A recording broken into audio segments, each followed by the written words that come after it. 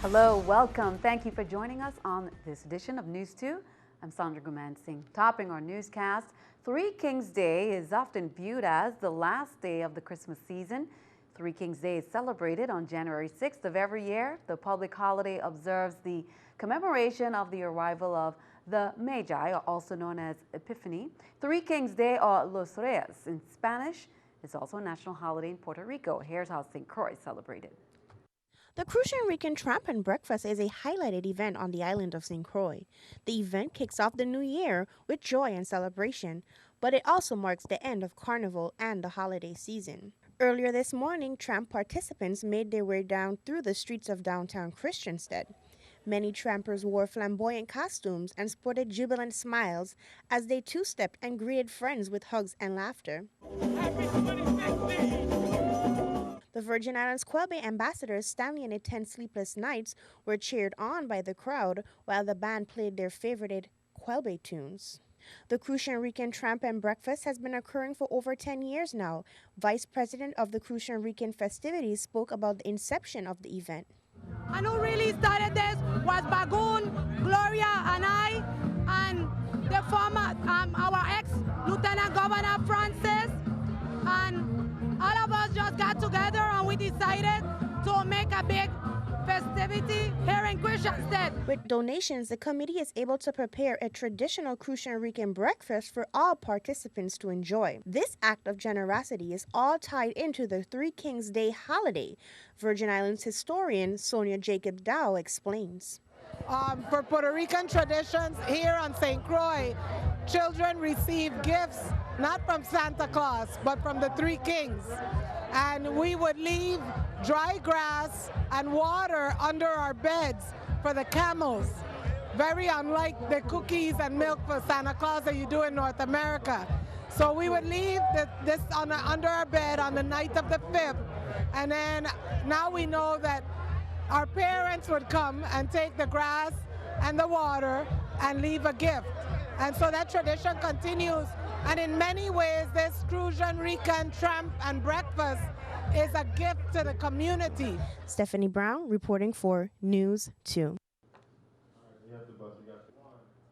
The Crucian Rican Committee and the All We organization, along with sponsorships from local grocery stores, business and private donators, all assisted in providing the community with Three Kings holiday festivities.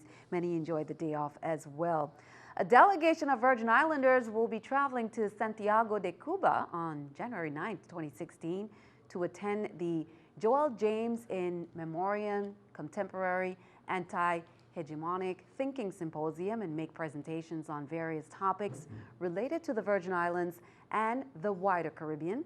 The delegation will be led by Dr. Ron Harrigan, retired UVI Vice President and Associate Professor of Educational Leadership, retired educator and herbalist, Mr. Larry Sewer, Senator Myron D. Jackson, Dr. Clement White, Professor of Spanish at the University of Rhode Island.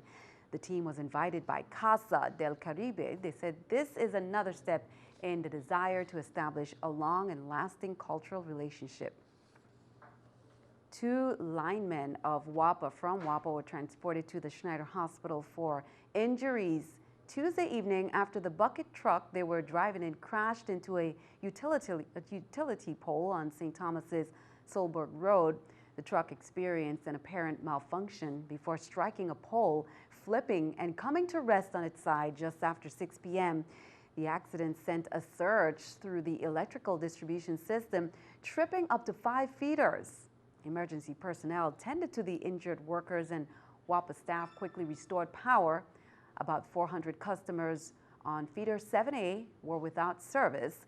WAPA's executive director, Hugo Hodge Jr., said he is grateful that the 2 employees were not seriously injured, and he applauded the truck crew for taking quick action.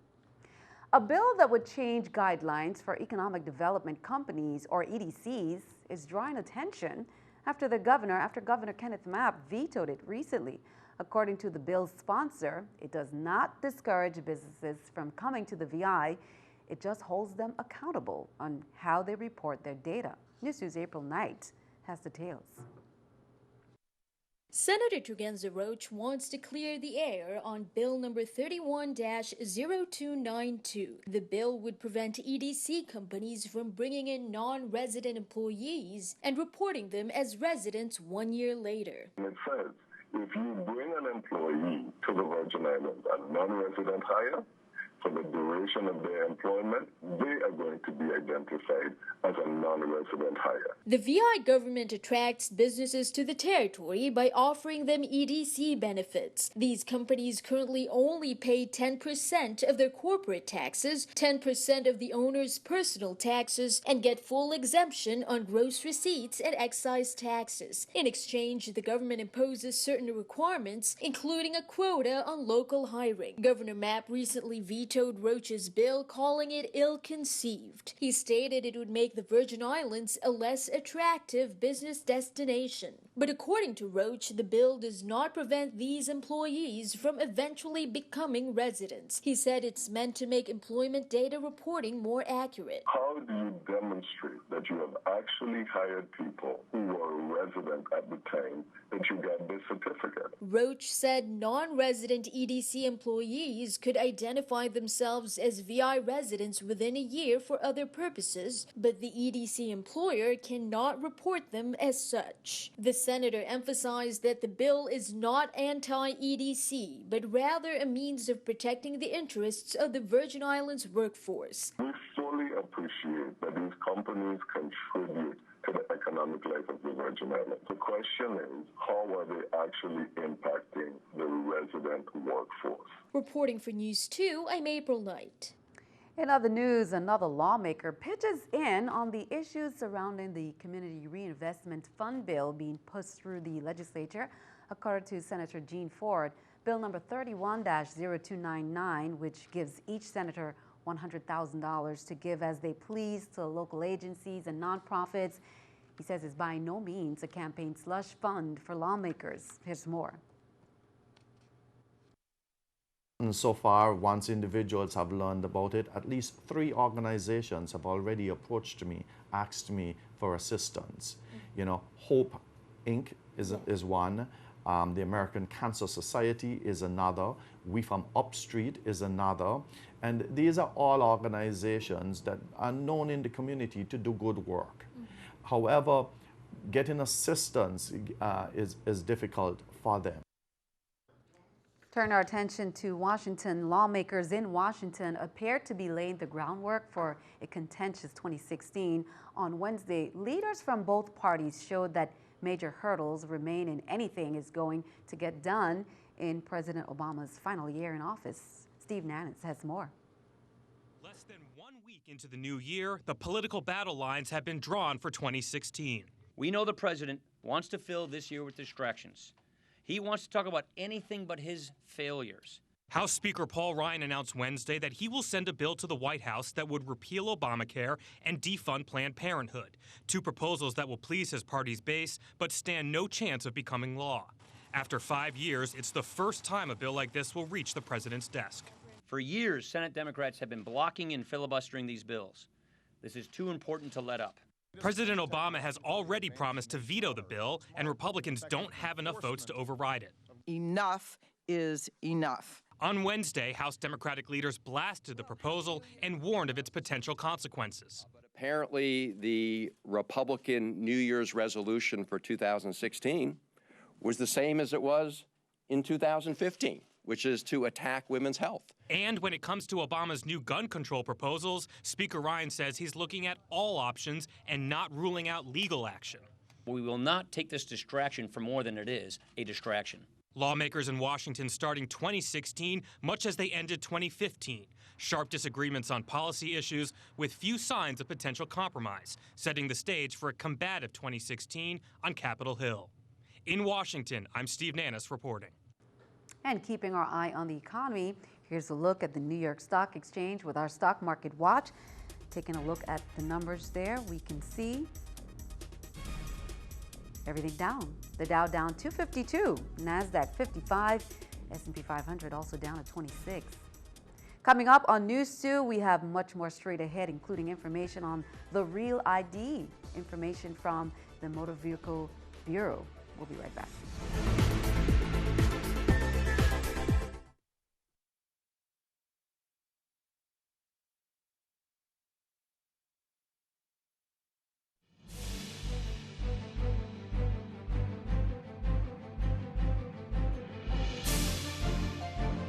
Great shot there. That was the scene in downtown Christiansted early this morning for the annual Three Kings celebration.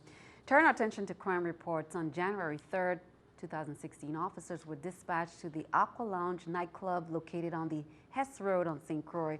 Responding officers arrived at the location and observed individuals fleeing the area. Reports were received by 911 that fights erupted both inside and outside the nightclub, along with the discharge of gunfire. A search of the area yielded 2 live .40 caliber rounds as well as several spent shell casings. Anyone with information, you're asked to contact 911 or Crime Stoppers USVI at 1-800-222-8477. Innovative Cable TV's Vice President of Cable TV Services, Graciela Rivera, has an update on the recent abrupt switch that occurred when WSVI Channel 8, the local ABC affiliate, was replaced with Ion TV. Unfortunately, Innovative Cable TV did not receive timely notification, as we reported, of this switch and was unable to provide the mandated 30-day notification to its customers. The company was not officially apprised of the changes to WSVI Channel 8 until December 31st, 2015. Rivera said the company has worked closely with Lilly Broadcasting to acquire an ABC affiliate, and that was achieved on January 5th, 2016. ABC is currently on Channel 56 on St. Croix and Channel 4 in St. Thomas, St. John until the channel realignment takes place on January 15th, 2016, when ABC will air on Channel 14 in both districts. Once again, they sincerely apologize for any confusion. Marvin Pickering, director of the Virgin Islands Bureau of Internal Revenue, reminds all bona fide residents of the Virgin Islands that they are required to file their individual income tax returns in the Virgin Islands with the Bureau. Bona fide residents of the Virgin Islands must not file their individual income tax returns electronically or by mail with the Internal Revenue Service, and he cautioned that this is a violation of the law. The income tax return is only considered filed on the date that it is received by the Bureau, not the date received by the IRS.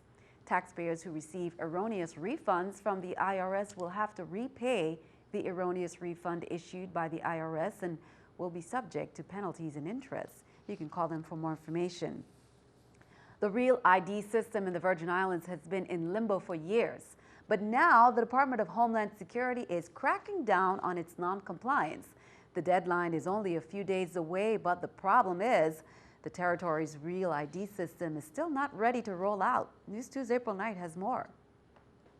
The deadline to roll out the federally mandated Real IDs expires on Sunday, and the territory is sure to miss that deadline. According to the Department of Homeland Security, Virgin Islands issued licenses and IDs do not have the security features required by the Real ID Act. This was passed by Congress in 2005 following a recommendation by the September 11 Commission. What that means is whenever Homeland Security does choose to crack down on non-compliant licenses, Virgin Islands travelers without passports and with only their VI licenses or IDs could be turned away by port security even if they're traveling within the country. The Virgin Islands is one of 12 states and territories with non-compliant state-issued licenses and IDs. Homeland Security also identified Alaska, California, Illinois, Minnesota, Missouri, New Jersey, New Mexico, South Carolina, Washington State, Puerto Rico, and Guam. The Real ID implementation in the VI has been entrusted to the Bureau of Motor Vehicles, but its delayed rollout has been embroiled in controversy. Last year, BizVI owner Syed Gilani sued the VI government along with BMV Director Lawrence Olive. This was after Olive stated that BizVI did not fulfill its contract with the agency of setting up the Real ID system. A judge recently threw out that case, but the fact remains the Real ID system in the VI is not ready. Homeland Security has not been clear about when it's actually going to implement that law.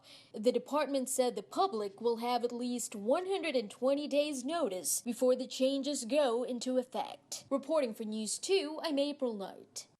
Be sure to count on 2 to keep you updated. Well, we shared our first baby pictures of St. Croix from the first 2016 baby, New Year's baby on St. Croix, but now The first St. Thomas St. John baby who was brought into the world at Royal Lichtensteiner Hospital on New Year's Day is Kamal Antonio Faulkner. He was born to Cleo Gums Faulkner and Antonio Faulkner on January 1st at 9:51 p.m. He weighed 7 pounds 16 ounces. Kamal was welcomed by his mom and dad as well as his big sisters, 15-year-old Somali and 6-year-old Samira. Congratulations to the Faulkner family. Be sure to stick around. Your News 2 AccuWeather forecast is coming up next.